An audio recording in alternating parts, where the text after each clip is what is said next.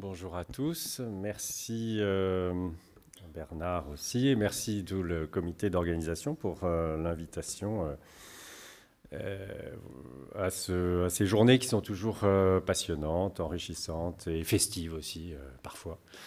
Donc c'est toujours un grand plaisir de venir.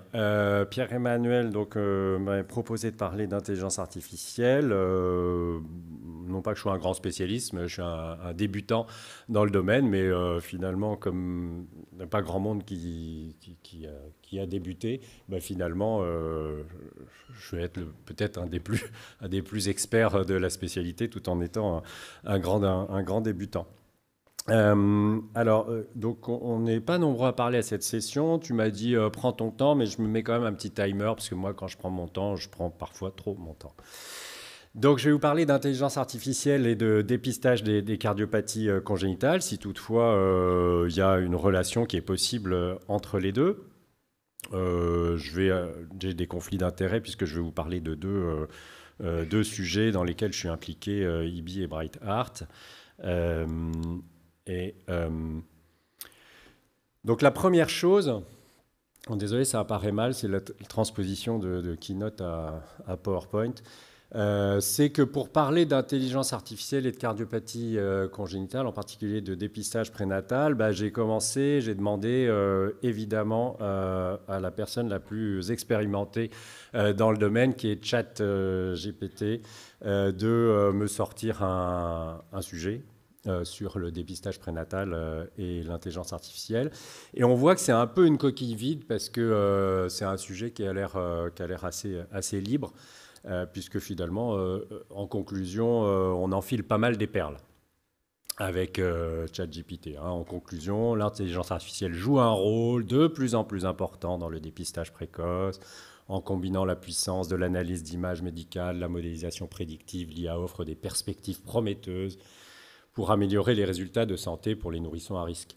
Voilà, bon, on n'apprend pas grand-chose, donc on va voir s'il y a d'autres sources qui nous permettent éventuellement d'avancer un peu sur le sujet. Alors le bon vieux PubMed, le moteur de recherche de PubMed, nous permet quand même de découvrir qu'il y a des sujets qui touchent le diagnostic prénatal, le dépistage prénatal et l'intelligence artificielle. Mais il n'y en a pas beaucoup. Il y a quelques études, mais ça reste extrêmement... c'est minime. Il y a cette étude hollandaise que je trouvais rigolote sur le dépistage des cardiopathies à partir d'un électrocardiogramme, d'une sorte de signal électrocardiographique en mettant des électrodes sur l'abdomen de la mère. Et c'est un modèle qui prédit avec une sensibilité, une spécificité moins bonne, qui peut prédire l'existence d'une malformation cardiaque chez le fœtus.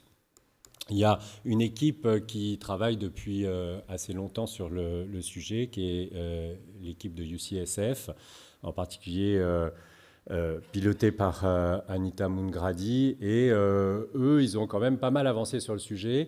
Et aujourd'hui, ils ont des algorithmes qui fonctionnent en live sur l'imagerie échographique, par exemple pour des dépisteurs, et qui sont capables non seulement de reconnaître les vues, donc chez le fœtus, et puis, parce que c'est un vrai sujet chez le fœtus, la reconnaissance des vues, pour des dépisteurs, ce n'est pas toujours évident d'aller produire les images. Nous, pour les cardiopédiatres, cardiologues, c'est assez standardisé, on sait comment est-ce qu'on va retrouver notre coupe apicale 4 cavités, notre coupe de la voie d'éjection gauche, de la voie d'éjection droite. Chez le fœtus et pour le dépisteur, c'est beaucoup plus difficile, et donc il y a un vrai enjeu autour de la reconnaissance des coupes. Et non seulement ils sont capables de reconnaître les coupes, mais aussi de reconnaître ce qui est normal et pas normal. Et puis, y a pas grand-chose d'autre dans la littérature actuellement. Alors, que ce soit la première étude qui interroge un signal électrocardiographique, ou ici l'analyse d'images, toutes ces...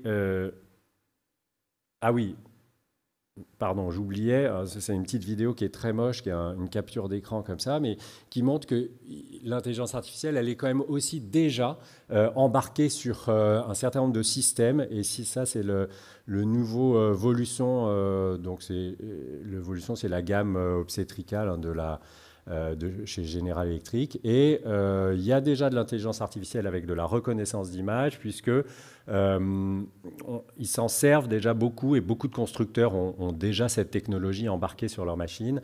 Ils s'en servent pour la reconnaissance des coupes et pour le principe de reporting. Hein. Les obstétriciens et les dépisteurs, ils ont besoin, donc ils ont une checklist qui est quand même assez énorme. Et pour le cœur et pour les autres organes d'ailleurs, en live comme ça, il y a tout un tas d'algorithmes qui sont capables de reconnaître le fémur, la coupe du cerveau, la coupe abdominale transverse. Et au fur et à mesure où l'examinateur passe sur le ventre et traverse les structures, pof, vous voyez, là, l'algorithme il est capable de saisir, de capturer une image qui correspond à la coupe des 4 cavités et de l'intégrer dans le reporting de manière à ce qu'à la fin, l'opérateur ait l'ensemble des vues nécessaires à son rapport. Donc, bon, il y a quand même déjà des choses qui existent hein, et qui s'est vraiment déjà implanté, y compris dans la pratique. Donc, on n'est pas à un niveau 0. Et finalement, ChatGPT se connaît très mal, puisque finalement, il y avait quand même déjà des choses à dire. Alors, toutes ces technologies hein, relèvent d'un même principe, qui est en intelligence artificielle, ce qu'on appelle le machine learning, qui est un apprentissage automatique des logiciels. Les logiciels apprennent à reconnaître les images normales, anormales, tout ce qu'on leur donne à ingurgiter. Donc, par exemple, si on veut s'intéresser à reconnaître des animaux, des chiens, des chats, des oiseaux, il n'y a pas une méthode de calcul qui permette, à partir d'une image de chien, de trouver un calcul simple qui pourrait nous dire cette image correspond à une image de chien. Je sais que c'est un chien. Nous, on le sait, on le voit, on a un cerveau qui est adapté, qui fait que de nos yeux à notre cerveau, on peut dire cette image, c'est une image de chien.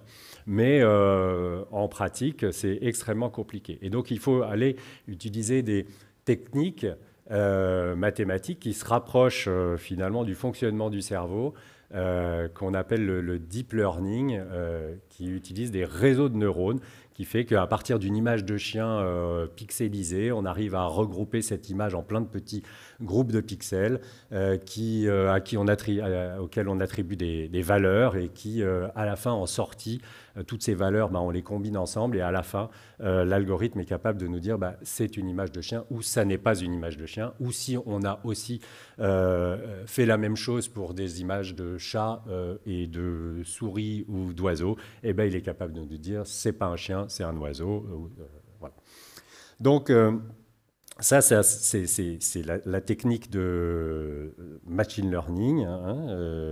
C'est l'apprentissage automatique par les machines. Et ça s'applique finalement très bien à notre discipline, qui produit des images de fœtus, et en particulier pour ce qui nous concerne, de cœur fœtal.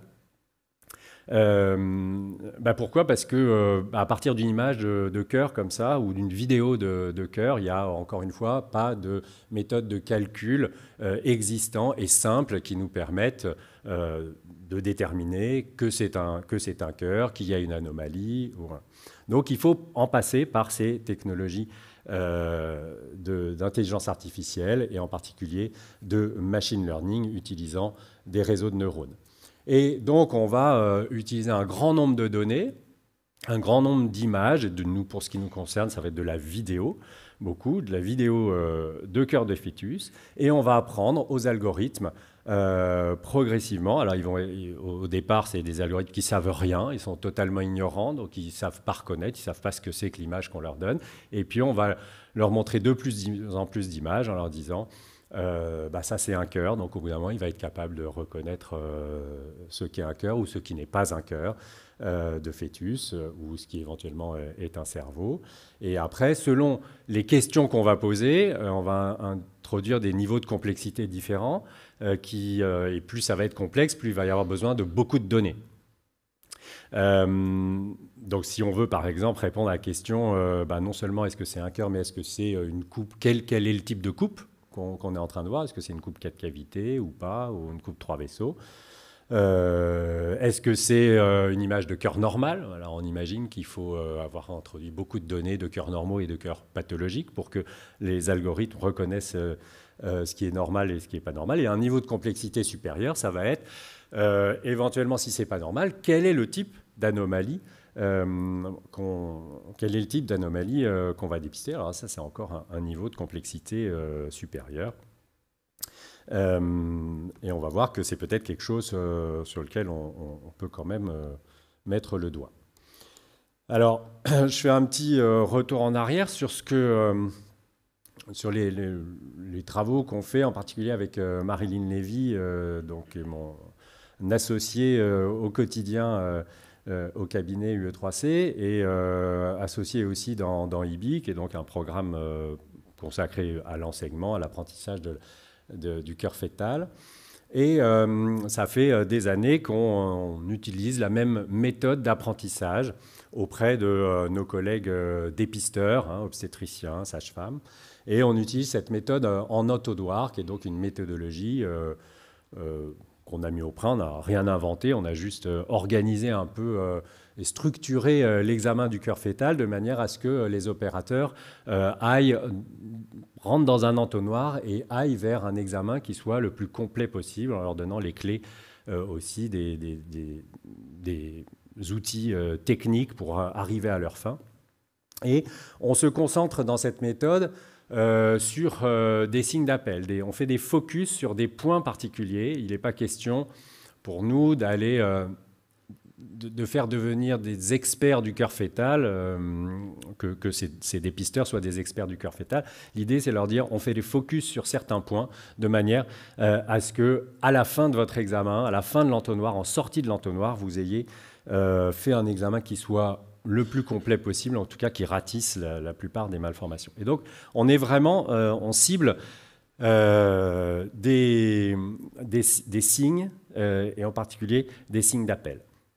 Alors, bon, on fait tous, enfin pour beaucoup qui font de la cardiologie fœtale, on fait de l'enseignement localement auprès de toute la communauté des dépisteurs, et puis on se rend compte que même si en France on est plutôt pas si mauvais, parce que je pense qu'on est assez précurseur dans l'enseignement, il y a un taux de dépistage qui est encore imparfait. Et si on s'écarte de la France et qu'on va même aux États-Unis, le taux de dépistage des cardiopathies congénitales, il est catastrophique. Si on prend les États-Unis dans son ensemble, on est plutôt à 20% de dépistage des cardiopathies, alors qu'en France, on va approcher les 80%, voire plus, en fonction de certaines cardiopathies. Donc, on fait de l'enseignement, on essaye d'utiliser des méthodes, mais finalement, c'est imparfait. Et avec Marilyn Lévy, on s'est dit, tiens, next step, après l'enseignement, on pourrait passer à des outils d'intelligence artificielle et on pourrait, compte tenu de notre base de données qu'on a, qui est relativement conséquente, en particulier des cardiopathies congénitales, on pourrait utiliser ce même principe de se focaliser sur des signes d'appel et puis mettre ça dans un outil d'intelligence artificielle de manière à ce qu'on puisse ressortir des grandes anomalies, des grands groupes d'anomalies, peut-être pas aller vers des diagnostics extrêmement précis des cardiopathies, mais en tout cas aller faire du screening en gros. Et donc, l'idée, c'est vraiment ça, c'est de dire, tiens, est-ce qu'il y aurait la possibilité, à partir d'images vidéo, là ça devrait tourner, mais vidéo du cœur fœtal, de passer ça dans un algorithme et qu'en sortie de l'algorithme, on nous dise c'est normal ou éventuellement c'est pas normal. C'est pas normal parce qu'il y a, comme on le voit ici, un défaut septal, ou c'est pas normal parce qu'il y a ici un autre défaut septal, sans préciser forcément exactement la nature du défaut,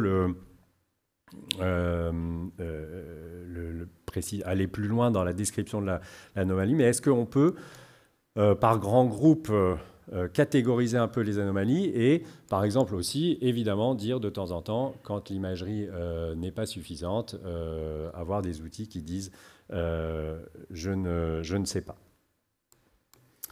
Donc c'est pour ça qu'on a, en fait, on est parti de notre outil d'enseignement et puis on s'est dit, ben, on va aller vers des outils d'intelligence artificielle, donc qui pourraient être des outils d'aide au dépistage, hein, à condition que ce soit vraiment en lien, relié à une machine d'échographie.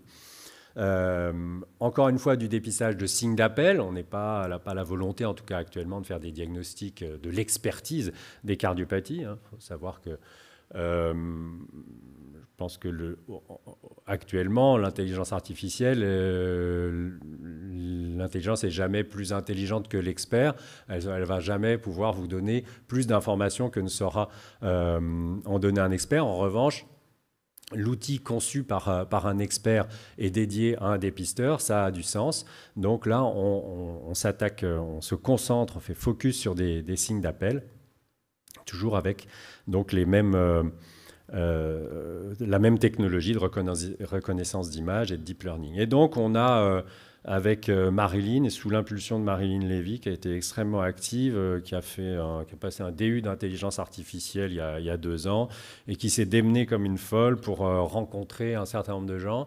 Et on a réussi à monter une équipe très sympathique. On fait une petite famille maintenant sympa, avec essentiellement des ingénieurs qui sont tous sortis de l'IX et qui sont des data scientists, ingénieurs, mathématiciens, et avec lesquels on travaille activement en très étroite collaboration pour tenter de répondre aux questions posées, qui sont est-ce qu'on peut identifier au sein d'images du cœur fœtal des anomalies et les catégoriser en grandes anomalies. Aujourd'hui, ce n'est pas quelque chose qui est fait, ou en tout cas qui est répandu.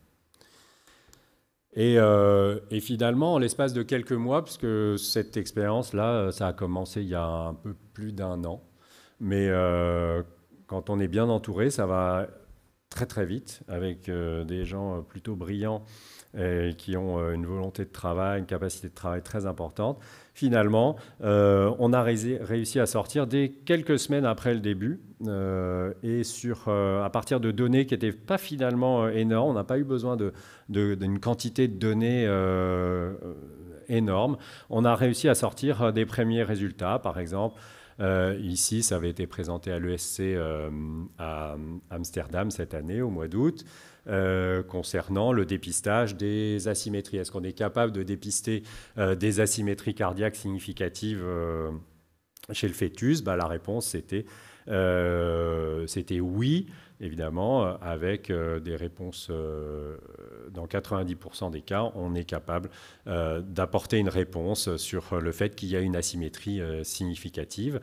On s'est intéressé donc à plusieurs grands groupes de pathologies comme ça, par exemple les défauts de la croix du cœur, toutes les anomalies de type canaux atrioventriculaire. Est-ce qu'on est capable aussi de produire un algorithme qui peut dépister et donner des réponses conclusives sur le fait l'existence ou non d'une cardiopathie de type canal atrioventriculaire? La réponse, c'est oui aussi. On est capable, avec une sensibilité et une sensibilité qui sont encore imparfaites. On a des gros défauts. Alors ça c'est des résultats qu'on a sortis au mois de mars. Donc aujourd'hui, évidemment, les algorithmes... puisqu'on est sur de l'apprentissage automatique, les algorithmes sont beaucoup plus performants. Donc, il est probable que si on refaisait la même étude, on aurait des sensibilités et des spécificités qui seraient encore meilleures. Et puis, on a essayé la même chose sur la reconnaissance, le dépistage de la transposition des gros vaisseaux, ou en tout cas des malpositions de type transposition des gros vaisseaux. Et l'algorithme est capable aussi de dépister les images qui ressemblent à des transpositions des gros vaisseaux, c'est-à-dire trouver des vaisseaux parallèles, reconnaître une artère pulmonaire qui sort d'un ventricule gauche. Donc tout ça avec des sensibilités et spécificités qui sont plutôt assez séduisantes, bien que encore imparfaites, mais on a une marge de progression. Et, voilà, et si vous regardez dans les résultats, finalement, on a utilisé très peu de données. On a utilisé en nombre de patients, alors je ne sais pas pourquoi. Il faudrait demander à nos ingénieurs comment est-ce qu'on peut expliquer qu'on arrive à sortir avec assez peu de données. C'est que les algorithmes sont assez robustes, mais finalement, on n'a pas besoin on n'a pas eu besoin d'avoir 2000 cas de transposition des gros vaisseaux chez le fœtus pour commencer à produire un algorithme. Voilà, donc finalement, tout ça, c'est possible. Alors, c'est possible maintenant si on produit un algorithme qui est capable de dépister les malformations cardiaques chez le fœtus, ou en tout cas des grands groupes de malformations, de reconnaître les coupes aussi, hein, puisque évidemment on reconnaît les coupes. Qu'est-ce qu'on en fait de tout ça? Si c'est pour le mettre dans un tiroir, ça ne sert pas à grand-chose. Après, il faut passer à l'application. Donc, il faudrait qu'aujourd'hui, un utilisateur qui est sur sa machine, un dépisteur qui est là, qui fait son échographie, qui passe sur le cœur, comment est-ce qu'à partir des images qu'il va produire, sur lesquelles il est en train de passer, comment est-ce qu'ensuite on peut arriver à une interface qui va lui rendre un résultat et lui dire il y a une anomalie ou tout paraît normal. Donc il faut tout un circuit, une chaîne à travers laquelle les informations vont transiter, donc entre l'utilisateur qui produit ces images, l'échographe qui va donc les stocker, une plateforme souvent d'anonymisation qui permet donc d'aller capter les données, qui peut être une plateforme internalisée dans un cabinet ou qui peut être un truc sur le cloud. Ces images ensuite passent à la moulinette à travers l'algorithme. Et ensuite, il y a un résultat qui est rendu sur une interface que peut voir l'utilisateur, parce que lui, l'intérêt, c'est qu'il sache si c'est normal ou c'est pas normal, et donc une interface qui pourrait lui dire, à partir de ces images, bah tiens, sur tel signe d'appel, donc on a regardé tous ces signes d'appel. Il y en a où tout est au vert, et puis il y en a un, par exemple, où ça flash rouge. Et donc, il faut que tu y retournes. Ou est-ce que tu valides que ça te paraît anormal? Retourne-y, va voir. Voilà. Et en sortie, si tu penses qu'il y a effectivement une anomalie, demande un avis à un expert. L'idée, c'est d'accompagner le dépisteur dans son examen de dépistage et de l'aider à identifier des signes d'appel pour ensuite aller au niveau supérieur de l'avis d'expert. Donc finalement, et je vais m'arrêter là, c'est quand même assez rapide, hein, parce qu'aujourd'hui on n'a pas 1 milliard de choses à dire. Finalement, on peut faire un peu mieux que ChatGPT et un peu mieux qu'enfiler des perles sur le sujet. On peut dire que c'est possible d'appliquer des outils d'intelligence artificielle, en particulier de deep learning, au dépistage, en tout cas à l'examen du cœur fœtal et peut-être même au dépistage des cardiopathies. On sait reconnaître des coupes et on sait peut-être même identifier des grandes catégories d'anomalies. Donc, c'est vraiment des outils qui aujourd'hui sont destinés à des dépisteurs et non pas à des experts. C'est produit par des experts pour des dépisteurs, pour assister les dépisteurs, les non-experts, dans leur pratique du quotidien. C'est censé augmenter leur performance de dépistage. Il y a un grand enjeu aussi, et c'est pour ça que les constructeurs embarquent tout ça sur leur machine, c'est le gain de temps. La productivité, c'est un enjeu majeur. Hein. C'est des examens qui sont très longs pour les dépisteurs. Nous, quand on fait des examens du cœur fœtal, ça peut aller très vite. Quand on est concentré uniquement sur le cœur, on peut faire un examen très rapide. Mais un examen du fœtus, c'est long. Ça dure rarement moins d'une demi-heure. Donc s'il y a un gain de temps possible, parce que vous avez des outils d'analyse automatique qui vous disent j'ai vu le cerveau, j'ai vu le fémur, bam, bam, bam, bam, et ça les intègre directement dans des rapports, c'est évidemment des choses qui sont très importantes pour nos confrères dépisteurs. Donc là, on fait gagner du temps aussi. Évidemment, tout ça, en particulier pour nos confrères consoeurs dépisteurs et dépisteuses, ça peut représenter une menace en disant voilà, les algorithmes vont évidemment venir nous remplacer. C'est évidemment pas comme ça que c'est conçu aujourd'hui. C'est comme le pilote dans l'avion qui est assisté de tout un tas de dispositifs. Moi, je ne monterai pas dans un avion où il n'y a pas de pilote, même si le pilote, pendant la plupart du vol, il se tourne les pouces, quoi, ou il discute avec le copilote. Il est quand même là, il peut reprendre les manettes. Et donc là, l'idée, c'est qu'il y ait toujours une validation humaine. Hein. C'est vraiment on vient sécuriser un examen. Et l'idée, c'est pas du tout de remplacer l'examinateur, c'est de lui apporter une assistance qui nécessitera toujours une validation de sa part. Voilà, je vous remercie.